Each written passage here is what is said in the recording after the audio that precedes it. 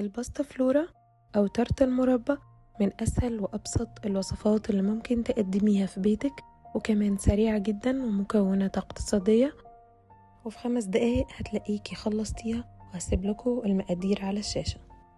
أول حاجة معايا كوباية سكر ومعايا مكعب زبدة، هخلطهم مع بعض ممكن بالمضرب السلك أو بالمعلقة. بعد كده معايا عدد 2 بيضة هكسرهم وأحطهم، وطبعا ما ننساش الفانيليا. هخلط كل المقادير دي مع بعضها.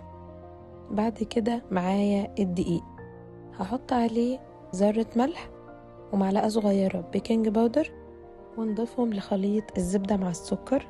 وبعد كده هقلب بالسباتيولا كده ألمهم، وأول ما العجينة تبدأ تظهر معايا هخلطها بإيدي وأعجنها لحد ما تبقى العجينة كلها متجانسة معايا وقوامها كله زي بعضه بالشكل اللي انتوا شايفينه ده.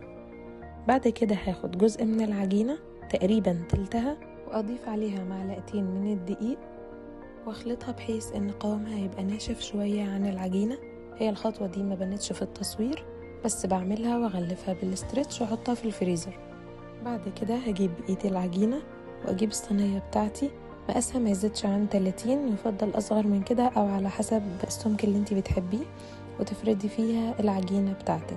بعد كده معايا كوباية من المربى، اي نوع مربى تفضلي، سواء فراولة او تين او اي نوع متاح عندك، هتجيبيه وتوزعيه عليها بالشكل اللي انتوا شايفينه، وما تحاوليش تجيبيه على الطروف علشان ما تتحرقش منك في الفرن.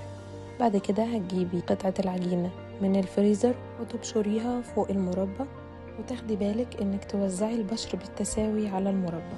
بعد كده هتدخليها الفرن على الرف اللي في النص، وانتي مسخناه قبل كده على درجة حرارة 180 تقريبا، هتاخد من 20 ل 25 دقيقة. بعد كده هتطلعيها وتقطعيها وهي لسه سخنة قبل ما تبرد، وتدوقي احلى قطعة تارت مربى كلتيها في حياتك.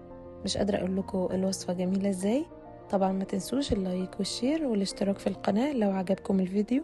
كان معاكم ندى جمال.